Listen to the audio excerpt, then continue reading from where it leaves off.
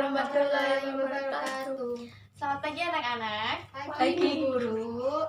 Oke, sebelum pembelajaran dimulai, mari saya absen dulu ya. Ya. Abriana Suasukawati Hadir. Sofia Farah Hadir. Tahara Asifa Hadir. Fania Nadifa. Hadir.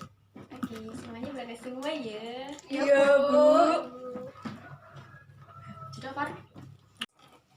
Nah, anak-anak, kan kemarin kita udah ketemu ya. Iya, Bu. Masih ingat nggak minggu lalu kita mempelajari apa? Fungsi peredaran darah. Ya, benar, fungsi peredaran darah. Coba sebutkan fungsi dari sistem peredaran darah. Saya, Bu, Oh ya, Mbak Siva coba jawab apa? sebagai antibodi.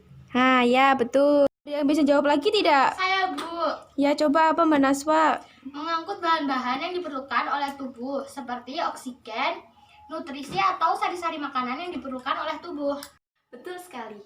Jadi, salah satu fungsi dari peredaran darah itu untuk mengedarkan atau menyerap sari makanan yang kita konsumsi. Nah, menurut kalian, nutrisi itu bisa didapat dari mana? Coba Mbak Farah, dari tadi mainan mulu loh. Coba Mbak Farah jawab. Dari tadi kamu mainan mulu.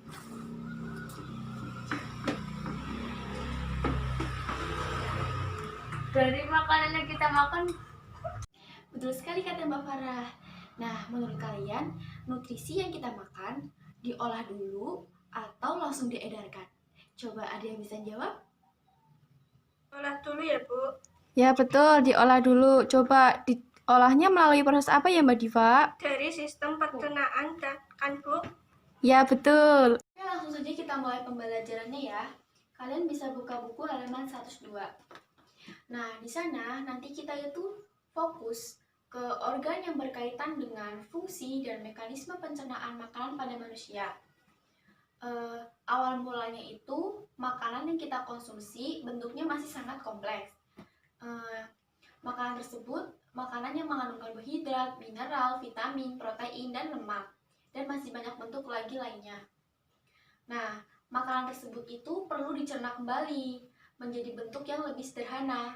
Mengapa? Karena dari bentuk yang sederhana itu akan mudah diterima oleh kapiler-kapiler darah yang ada di tubuh kita. Bisa dilihat di PowerPoint ya. Jadi di sistem pada tubuh kita itu ada dua, terdiri atas sistem pencernaan dan enzim-enzim pencernaan. Contoh dari sistem pencernaan itu ada mulut, kerongkongan, lambung, usus. Nah, di usus itu ada usus besar dan usus halus. Kemudian berakhir di anus. Sedangkan untuk enzim-enzim yang berperan dalam pencernaan itu dihasilkan dari kelenjar ludah, empedu, pankreas, dan hati. Ya, dari rongga mulut. Nah, di rongga mulut itu ada gigi, ada lidah, dan kelenjar ludah. Nah, di mulut itu kan makanan itu dicerna secara mekanik dan kimiawi. Nah, mekanik itu dengan kelenjar ludah dan nanti itu makanan dikunyah, kemudian dihaluskan, dan kemudian untuk pencernaan secara kimiawinya dibantu oleh enzim metialin atau amilase ludah. Nah, di rongga mulut itu kan terdapat beberapa jenis gigi. Ada gigi seri, gigi geraham, dan gigi taring. Nah, gigi-gigi tersebut itu akan mengunyah makanan menjadi sederhana. Kemudian makanan tersebut itu akan didorong menuju ke kerongkongan.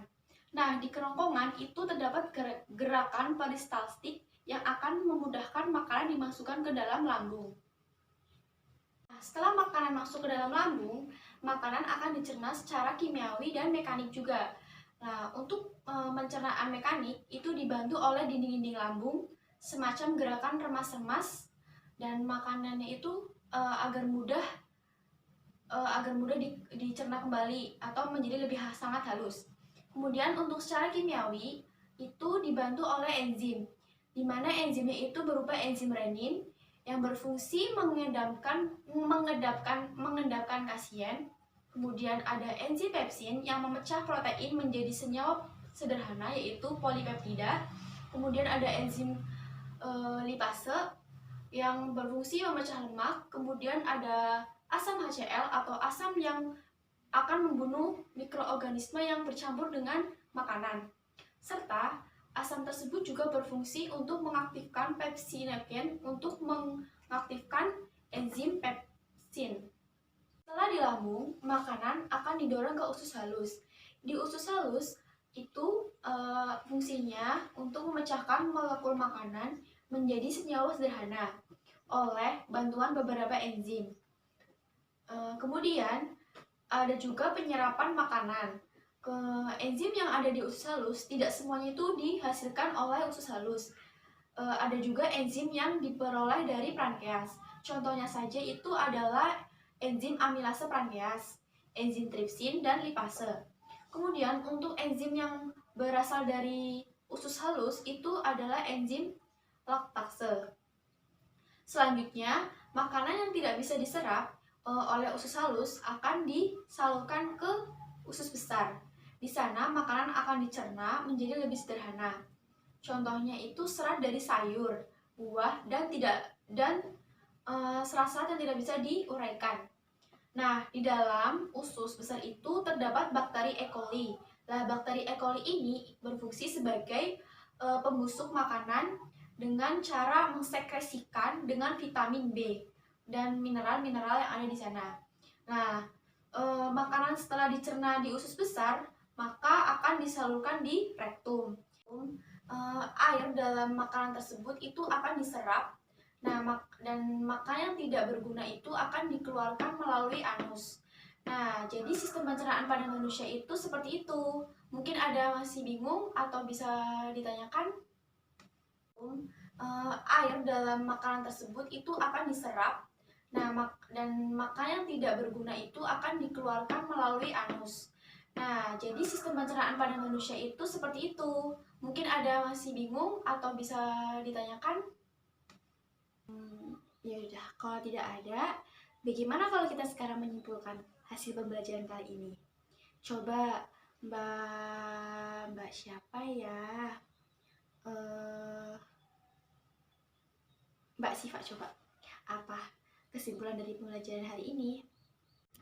Saya, Bu, makanan agar dapat diserap maka perlu dicerna, yaitu diuraikan menjadi molekul yang lebih kecil atau sederhana sehingga dapat diserap dan digunakan oleh sel tubuh. Terima kasih atas kesimpulannya ya Mbak Siva. Di antara kalian ada yang mau menambahkan? Coba Ibu tunggu ya. Saya, Bu.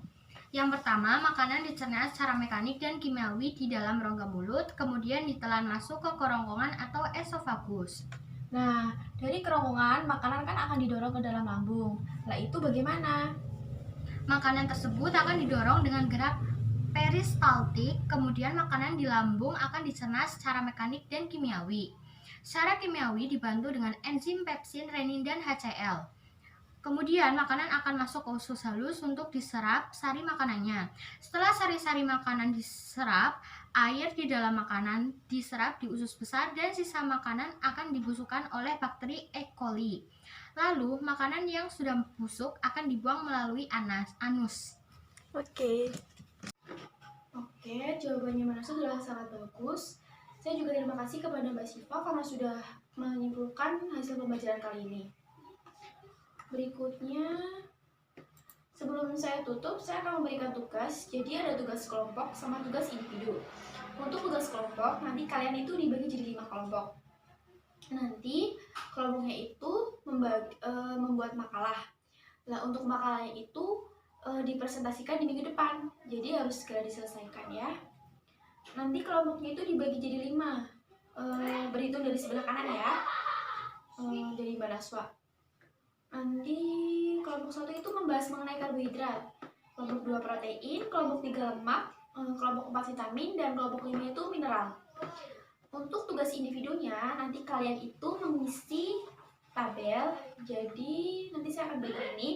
Tabelnya itu di sini udah ada gambar organ sistem pencernaan pastinya. Nanti di sini tuh disebutin fungsinya untuk apa, terus kalau ada enzim perannya untuk apa, gitu ya. Oke, sekian yang bisa saya sampaikan. Kurang lebihnya Ibu minta maaf ya. Oh ya, jangan lupa kalian juga harus jaga kesehatan, apalagi di masa pandemi kali ini ya. Terutama kalian itu harus mengonsumsi makanan yang bergizi, terus jaga kesehatan, rajin olahraga, terus istirahat yang cukup. Oke, terutama sistem pencernaan kalian itu harus dijaga. Oke, ibu tutup ya. Assalamualaikum warahmatullahi wabarakatuh. Waalaikumsalam warahmatullahi wabarakatuh.